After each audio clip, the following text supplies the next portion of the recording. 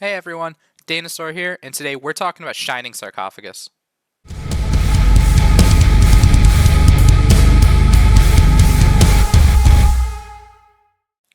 You'll have to forgive me today. I am suffering from a cold, so my voice sounds a little weird today, and it's been a long one for sure.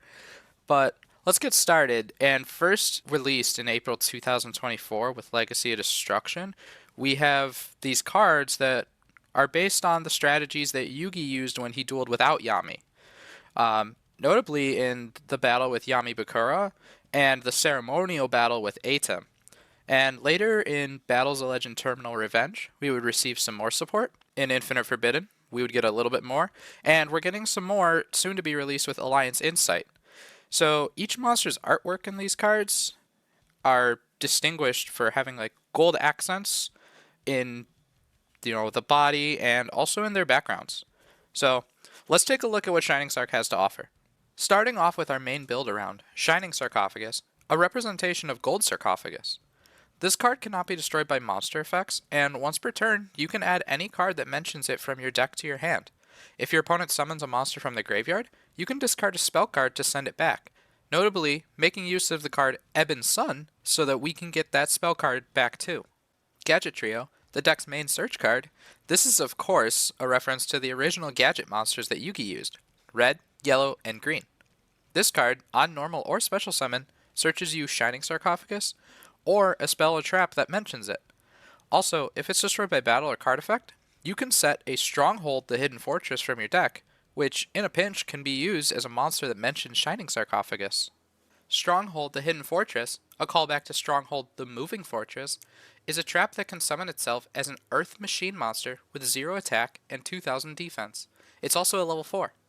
It takes out an opponent's monster when they attack, and it also gains 1000 attack for each Shining Sarcophagus and monster that mentions it you control, and yes, it counts itself.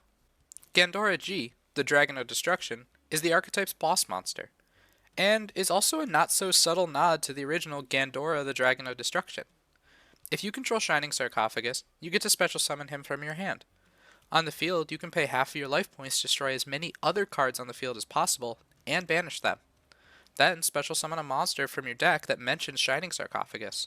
More Marshmelon is a goofy successor to Marshmelon, and as you can see, he's wearing the glasses.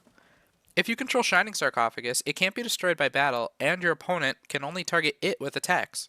If it's destroyed by card effect, you can special summon a new copy, and inflict 1000 damage to your opponent as well.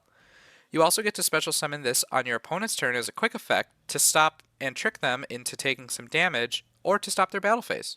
Silent Magician 0 and Silent Swordsman 0 are both very important cards in this deck's engine. Magician 0, taking inspiration from Silent Magician level 4 and level 8, increase its level each time your opponent draws a card, and gives 500 attack for each level difference from its original. It's also a spell negate, and of course it increases its level when it does. Silent Swordsman 0 takes inspiration in a similar way from its level 3, 5, and 7 versions. During each standby phase, its level increases, and this card also gains attack equal to its original level difference. This card is an Omni-Negate to anything that targets a Shining Sarcophagus, or a monster that mentions it, then of course increase its level by 1. Archfiend's Advent, a very clear retrain of Summon Skull, is a card that saw play in many Shining Sarcophagus side decks. You can normal summon him without tributing if you control a Shining Sarcophagus, and you can also use him to take control of an opponent's monster. That's pretty much all there is for him, unfortunately, but it can be a very powerful and useful effect. Dark Magician, the Magician of Black Magic, is obviously just a new Dark Magician, and Dark Magician Girl, the Magician's Apprentice, is, of course, a new Dark Magician Girl. Dark Magician gave rise to Shining Sarcophagus decks playing Secrets of Dark Magic and summoning Red Eye's Dark Dragoon. Its name becomes Dark Magician on the field, and if it's destroyed by a level 5 or higher monster, you get to set a spell trap that mentions Dark Magician from your deck and special summon itself again. Dark Magician Girl completely changes the game. You can special summon her by discarding one card, and her name becomes Dark Magician Girl on the field. When she's summoned, you can add a Shining Sarcophagus from your deck to your hand, which means Berry Magician Girl becomes an incredible normal summon in this deck. You can also make use of Ebon Sun to ensure that her summon is essentially free. Dark Magic Mirror Force is, of course, a new Mirror Force. When your opponent attacks or activates an effect that would destroy a monster on the field, while a monster that mentions Shining Sarcophagus is on the field, you get to destroy as many attack position monsters your opponent controls as possible. Then, if you control Dark Magician, you get to deal 500 damage to your opponent for each one destroyed.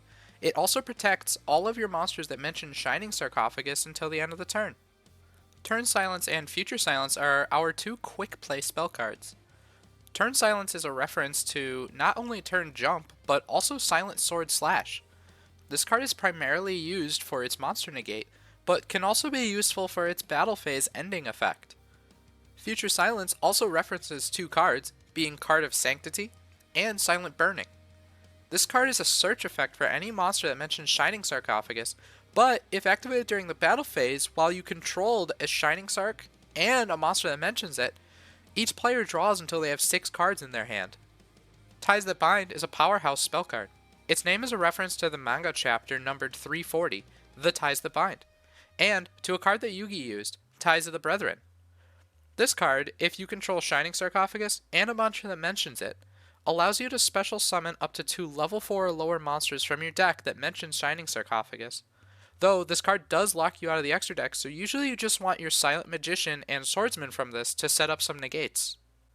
Getting to Shining Sarcophagus is so important to the deck that a small super heavy Samurai engine is often utilized for the summon of Gear Gigant Axe by using Prodigy Wakushi and Soul Gaia Booster. This allows you to search for Gadget Trio without using a normal summon. Because this deck does not use the graveyard, and often locks itself out of the extra deck, it benefits from cards like Dimension Shifter and even Nadir Servant. Because we don't often use the extra deck, we also benefit from cards like Pot of Prosperity and Pot of Extravagance, as we don't use the extra deck enough to consider their face-down banishes as a downside. Since we rely so heavily on Shining Sarcophagus, a card like Cursed Seal the Forbidden Spell will just ruin our day. Removing it with a card like Cosmic Cyclone is also devastating. This deck unfortunately faces consistency issues.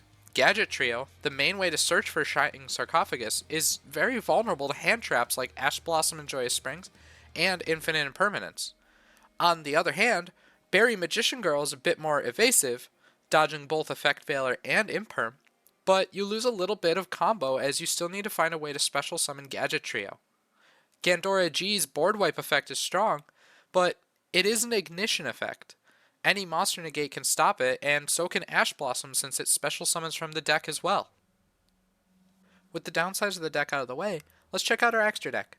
Our only extra deck monsters that truly matter are Red Eyes Dark Dragoon, Gear Gigant Axe, Relinquished Anima, and SP Little Knight. Red Eyes Dark Dragoon is an end board piece that is typically summoned during your opponent's draw phase, using Secrets of Dark Magic. Gear Gigant Axe is only here if you decide to play the super heavy cards, and Relinquished Anima is here if you decide to go the Berry Magician Girl route. Note that you probably shouldn't try jamming the super heavy cards with Berry, as they've been at war for quite some time, and just trust me, it won't work.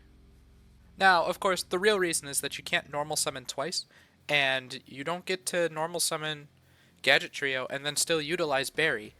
You can normal summon Berry and still utilize Gadget Trio, but there's no point in searching for it and having it in your hand when you can special summon it from the deck. So this combo will just put dead cards in your hand more consistently than not. The Berry Magician Girl route also allows you to play other Magician Girl monsters, like Performapale Sky Magician Girl, whom you can special summon if you control a continuous spell card like Shining Sarcophagus or Ebon Sun. You can also send a Silent Magician 0 to the graveyard if you feel it's necessary at any point, but mainly use her Leave the Field effect to destroy a spell trap on the field by linking Berry into an Anima, then using Sky and Anima to make SP Little Knight to banish something else. Plus, now SP can protect your further monster effects from Imperm and Veiler.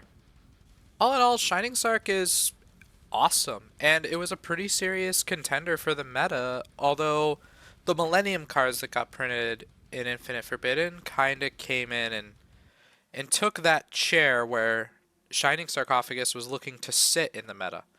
And I've seen people playing this package with, say, a full Dark Magician engine, and even putting the toy box stuff in there just to gain some additional advantage.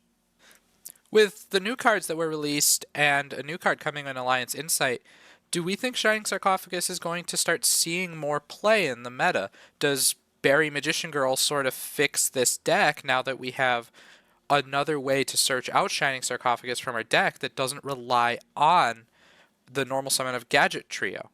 Let me know down in the comments what you think, and then if you have any other ideas, something that I may have missed, also let me know down in the comments, please. If you like content like this, then please subscribe, hit the notification bell, and then let me know your favorite archetype down in the comments. And if it's something that I haven't covered yet, I may cover it. And if it's something I've already covered but didn't get everything, let me know and I might do a follow-up video. Until next time, thanks for watching.